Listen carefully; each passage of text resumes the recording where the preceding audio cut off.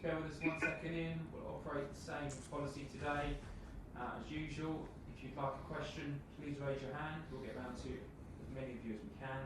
There'll be a daily section after broadcast, and then there'll be a Sunday section. So we'll go with Ian Bolton, Sky Sports News. Hi Frank, how's things? Hi Ian, very good, thank you. Good. Look, let's start with some team news. I gather you've had several young players or younger players training with the squad over recent days. Can you just update us as well on Reece James? Is Kepa going to play against Morecambe? I'm not going to talk about the starting lineup for Morecambe, but Reece James is out for the game. Although he will be training with us tomorrow, but the game comes too early. The same as Andreas Christensen, and N'Golo Kante is out also. Minor hamstring injury, which misses this game. He's suspended for Fulham next Friday anyway, so we'll get him right. Those three are out, and the young players we've had training because of the original COVID rules meant we could only have a certain amount of players plus staff in the bubble. An alteration to that recently has meant that we can have some academy players to call upon who are being tested quite rightly in the process. And that's a big plus for us in terms of being able to train at the level we want to train. So they've been in to train with us, and some may be involved for the game on Sunday. Look, with Kepa, he's only played, I think, 4 matches for you this season. He's an international goalkeeper. Look, the window is open. Do you still see his future very much as a Chelsea player, or is this perhaps an opportunity that might suit both the club and him if he were to go elsewhere? Well, at the moment he's our player, and I think the situation is clear. Edu's come in. He's been playing pretty much regularly as a number one for us, and I think with Kepa, when he has come in the latter Champions League game and did well, he's trained really well. He's trained really well, and his attitude around the place has been brilliant. So I won't be drawn on that one at the moment. He's our player. We'll see how January goes, but I certainly don't want to be alluding to what might or might not be. With the new strain of COVID around, I gather the Premier League has written to all clubs with a sort of updated protocol. Among the things that are coming in, more powers for the Premier League compliance officer, 3 coaches being used to transport players to matches instead of 2. All substitutes on the bench have to wear face masks, and they'd like to limit further the number of people on site at training grounds. Do you welcome that or not? No, I certainly welcome the thought process, because we're in a different situation again, and anything that is taken any measures taken for health and safety, we have to take very seriously, and we do. I think as do all Premier League clubs. There's always a balance. Every training ground looks different. It's important that the Premier League come down and interact at those training grounds to see the facilities, to see how it's been run. And I think if there's a rule for one, it pretty much should be for everybody to keep fairness. But yeah, things like the things that you've just mentioned, I think are just things that we have to take care with at the moment, and we'll do it as we're told by the Premier League, and we also have responsibility ourselves to do it as well as we can for the players and staff that are clearly in what is an official lockdown, are still coming to work daily and going home to their families. So we have to do everything right. Last one, Ian, please. The latest Premier League figures show 40 positive tests over 2 sets of testing. Were there any positive tests at Chelsea? And do you have any safety concerns about playing Morecambe, who until just a few days ago had their whole squad in isolation? Yeah, not just about playing Morecambe. I'm not going to talk about them necessarily, but I do have concerns because of the current climate. We have had some positives. We haven't had any players positive in the last couple of rounds. We have had small numbers of staff, which because we've been testing so regularly all the time here, I have to say our medical team have been fantastic. Over and beyond what the Premier League are laying down, we test, we take people out, we don't take any risks with anybody, and I think that's only right. Of course, whilst the country is in lockdown for a reason, whilst football carries on, it means there's a lot of mixing going on, that the country is in lockdown for a reason, as I'll repeat, so it's not the norm. We have to be ultra careful.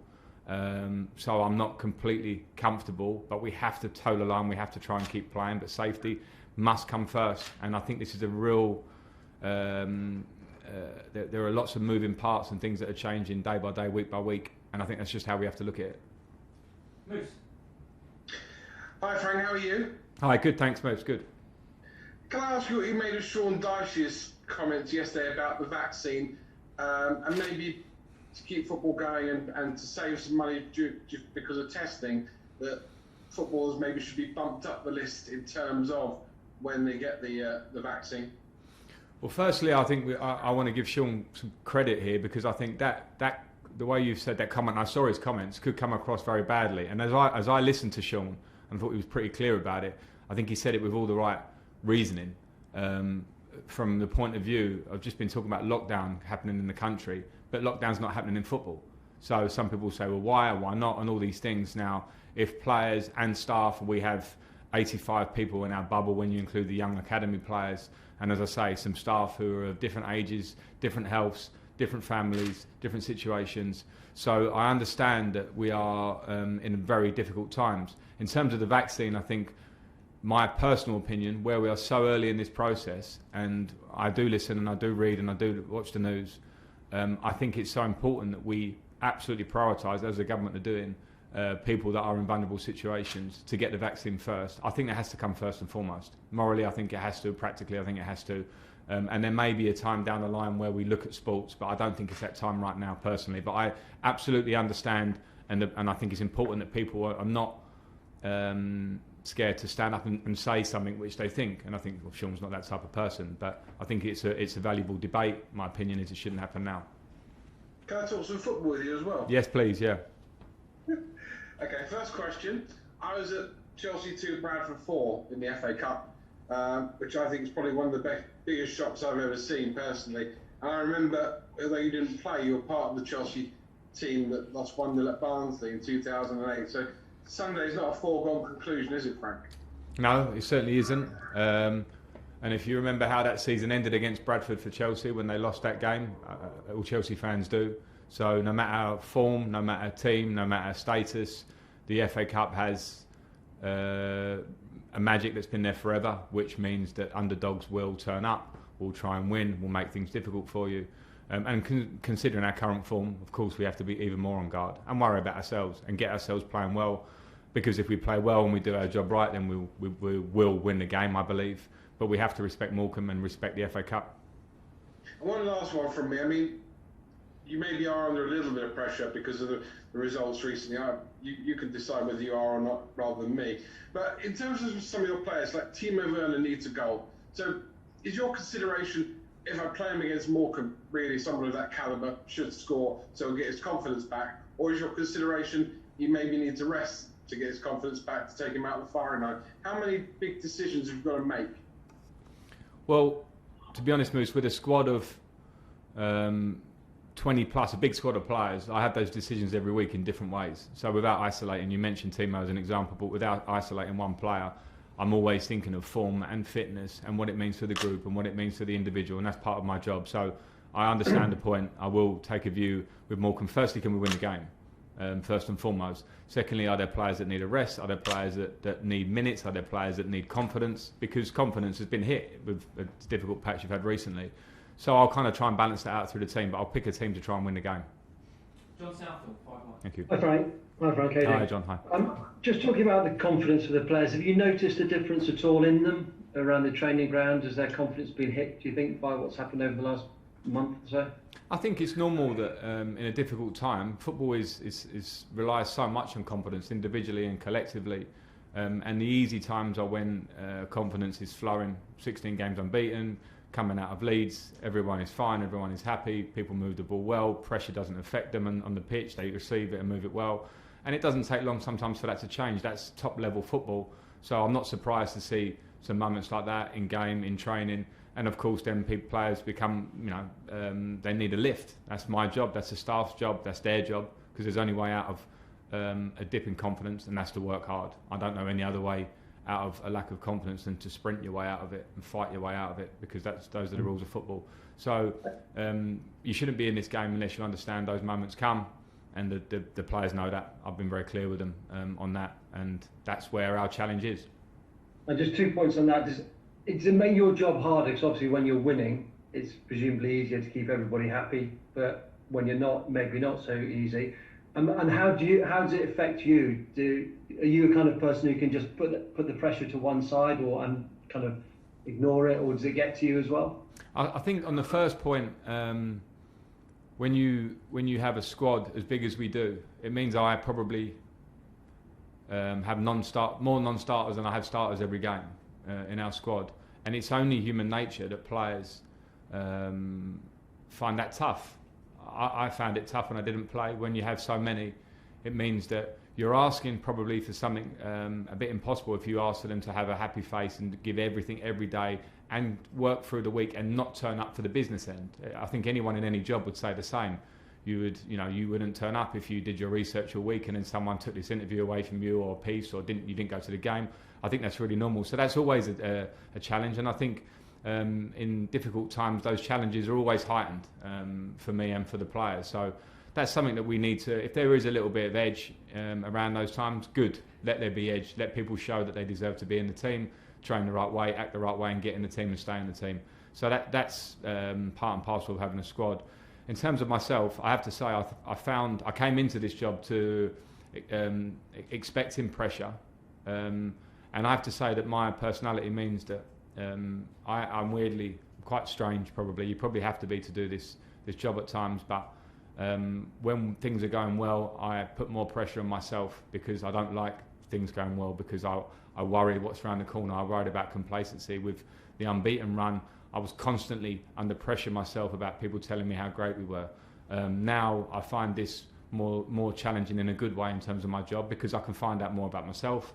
I can find out more about every member of the team, every member of the staff, and it actually makes my job more exciting. Now, of course, I understand the pressure heightens because I understand the expectations of a club like this, but I love doing what I'm doing, and I never expected an easy run in this job. I've come to a huge club in Premier League and world football in the process of a rebuild.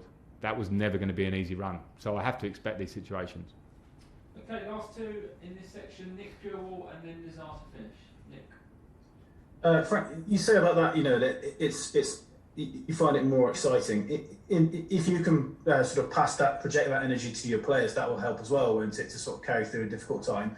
And just on Andreas' injury, good news then that if it's not a serious one, because obviously, and also he got perhaps a little bit of unfair stick, did he, for the, because am I right in thinking that the injury was from the challenge again in the Villa game, and he obviously did have an injury. He wasn't just staying down for the sake of it or anything like that. Yeah, I'll put that right straight away. The injury was absolutely from that moment in the Villa game, and it was probably typical modern day reactions where Andreas takes stick. He's been out, he's injured. The injury isn't too bad, which is the good news for him. So he'll be back training with us tomorrow. And then the first part of the question, I mean, yeah, it's my job to be like that. I have experience of, I don't think there was a season that I played at this club, for all the success we had over the years, where we didn't have difficult moments and meetings and a defeat or a double defeat or whatever, a run of patch, a bad month, a bad period. It's part and parcel of being a player. So I'm the first one that has to be positive and get excited about losing games is the biggest chance to improve in football. So it's the biggest chance to get better. And when you're a squad that's growing and young and new and players that are coming in, those are the moments that test them and make them better players. I can't sit here and say I have absolute belief that Kai Havertz and Timo Werner and Christian Pulisic are going to be top level players as they reach and arrive in their prime of their careers. If I say that it's going to be an easy run from them, it's impossible in football. So I have to be the one that states that to them, keeps their chin up, keeps them working, understand the reactions needed in tough moments. And then the rest is down to them, because players will always be the ones that get you out of those moments. They have to go and perform. Last question is off. Hi Frank, am I right in thinking there's 5 academy players who've sort of stepped up into the bubble? I just wanted to talk about them really and see what they've brought to training and what excites you about about them and their abilities and the potential for them to play. Maybe going through each one who's been called up. Yeah, I mean, we've called up both Tinos. We've called up Jude, who's been scoring goals in the youth team. We've called up Lou Bate, who's trained with us before. We've called up Henry Lawrence. Sorry if I'm missing any, but they've been training with us all week.